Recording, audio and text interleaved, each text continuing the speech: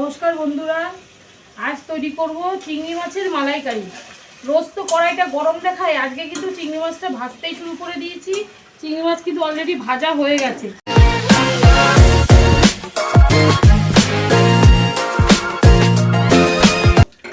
চিংড়ি মাছটা কিন্তু এই যে ভেজে তুলে নিয়েছি। আর একটা কথা বলবো, আমি আগে এটা পেঁয়াজটা রসুনটা দিয়ে নিই, তারপরে বলছি কথাটা। এই তেলের মধ্যে পেঁয়াজটা রসুনটা দেবো, একটুখানি হালকা করে ভেজে নেবো। এটা একটু ভাজা হতে লাগুক। আমি যে কথাটা বলতে চাইছি সেটা বলি একবার। সেটা হচ্ছে, এই যে চিংড়ি মাছটা কিন্তু লবণ, হলুদ আর লেবুর রস দিয়ে মেখে রাখতে হবে। লেবুর রস দেওয়ার কারণ এটা কি, যে এই চিংড়ি মাছের মধ্যে অনেক সময় অ্যালার্জি থাকে, তো অনেকের অ্যালার্জি হয়। এবার যদি লেবুর রস বা ভিনিগার দিয়ে যদি মেখে রাখা হয়, তাহলে কিন্তু এই অ্যালার্জিটা পুরো কেটে যায়। এটাই আমার বলার ছিল। ব্যাস, এইটাকে একটু হালকা করে ফ্রাই করে নেবো। এই যে ইয়েটা পেঁয়াজ আর রসুনটা, এর মধ্যে কাজু পোস্ত দেওয়া যায়। আমি আজকে কাজু পোস্ত দেবো না, কারণ আমি যে নারকোলের দুধ দিয়ে এটা তৈরি করব, সেই জন্য আমি আলাদা করে কাজু পোস্ত দিচ্ছি না। আচ্ছা, আমার তো বলা হয়নি আমি কিভাবে কি রান্নাটা করব। আমি রান্নাটা করবো, এখানে মশলাটা নিচ্ছি। এই যে এখানে মিক্সির মধ্যে একবারে দিয়েই দেখাচ্ছি কি কি মশলা নেব। এটা আস্তে ভাজা হোক। প্রথমে দেবো আমি জিরের গুঁড়ো, এতটাই দেবো, বেশি দেবো না। দেবো আদা, এই আদা কুচি, লঙ্কা অল্প করে, কাঁচা লঙ্কা, শুকনো লঙ্কার বীজ বার করে নিয়ে আমি সবসময় সেটা তো বলি, বীজটা বার করে নিয়েছি। আর নেব টমেটো। এটা হচ্ছে এক রকমের একটা মশলা হবে। আর একটা মশলা হবে হচ্ছে, এই যে এখানে যে পেঁয়াজ আর রসুনটা ভেজে নিলাম, এইটাও কিন্তু মিক্সিতে পেস্ট করে রান্নাটা হবে। এই পেঁয়াজ রসুন ভাজা হয়ে গেছে, আমি তুলে নিচ্ছি, বেশি ভাজার দরকার নেই। এই দুটোকে আগে আমি পেস্ট করে নিই, তারপরে আবার বাকি রান্নাটা করব। এই যে চিংড়ি মাছ আর পেঁয়াজ ভাজা যে তেলটা ছিল, সেই তেলেই কিন্তু রান্নাটা করব, আলাদা করে আর কোনো তেল দেবো না। আচ্ছা, এই তেলটার মধ্যে আমি তেজপাতা দিচ্ছি একটা, আর এই যে গরম মশলা, গোটা গরম মশলা দিচ্ছি, দিয়ে একটুখানি নাড়া দেবো। দিয়ে এইখানে যে জিরে, আদা, কাঁচা লঙ্কা, টমেটো, আর একটা কথা বলতে ভুলে গেছি, এর মধ্যে টক দইও দিয়েছিলাম, সে সব কিছু পেস্ট করেছি, সেই মশলাটাই প্রথমে দেবো।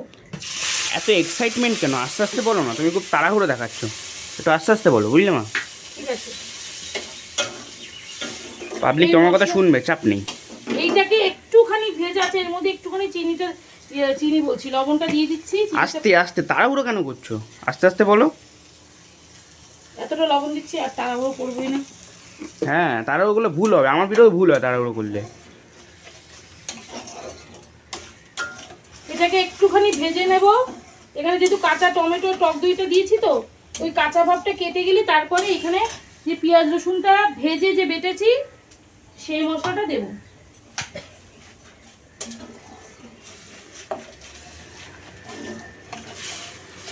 এই যে তেলটা বেরিয়ে গেছে, এই মশলাটা থেকে তেলটা বেরিয়ে গেছে, কাঁচা ভাবটা কেটে গেছে। এবার আমি, আর এইটা যদি কাঁচা পেঁয়াজ আর রসুন দিয়ে করা যায় না, তাহলে অতটা টেস্ট হয় না।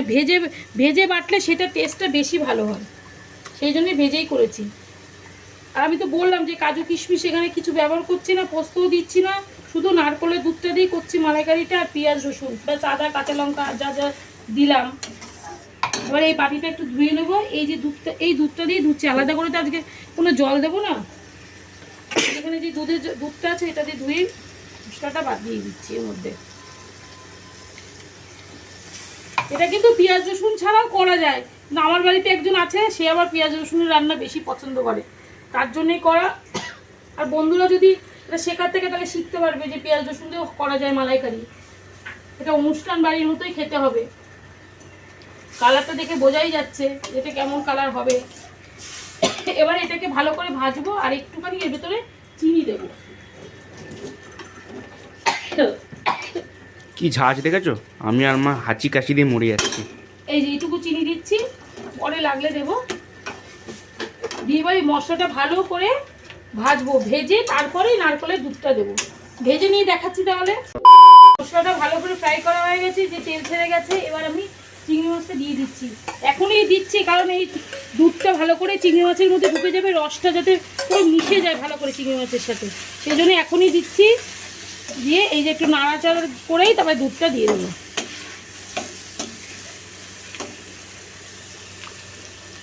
আর আমার যদি সব কিছু যদি জোগাড় করে নিয়ে রান্নাটা শুরু করা যায় তাহলে এটা 15 মিনিটও লাগবে না, খুব তাড়াতাড়ি কিন্তু হয়ে যায় এটা। যদি সব কিছু জোগাড় করে নিয়ে বসতে হবে, রান্নাটা শুরু করতে হবে, তা নাহলে একটু সময় লাগবে, আধ ঘন্টা লাগবে। ব্যাস এই যে এবার ঝোলটা ফুটবে, ফুটলে গ্রেভিটা একটু শুকোবে, নামানোর সময় একটু ঘি আর একটু গরম মশলা দেবো, আর নুন আর চিনিটা একটু দেখবো চেকে কেমন হয়েছে। ব্যাস তাহলে আমার রেডি এই মালাইকারি। বন্ধুরা আমার চিংড়ি মাছের মালাইকারি রেডি। এবার একটু ঘি, এসব রান্নাতে তো ঘি না দিলে ভালো হয় না, একটু দিচ্ছি ঘি, একটু দরা ঝাঁতেই দিলাম ঘিটা, আর দেবো গরম মশলা। ব্যাস রেডি। বন্ধুরা আমার চিংড়ি মাছের মালাইকারি পুরো কমপ্লিট, সুন্দর করে সাজিয়ে দেখাচ্ছি বন্ধুদেরকে কেমন হয়েছে, আর আমি একটু খেয়েও দেখাচ্ছি। রোজ রোজ মাঝে মধ্যে খেয়ে দেখাই, সবসময় দেখাই না, আজকে একটু ভাত দিয়ে খেয়ে দেখাচ্ছি কেমন হয়েছে। একটু মাছ খাই।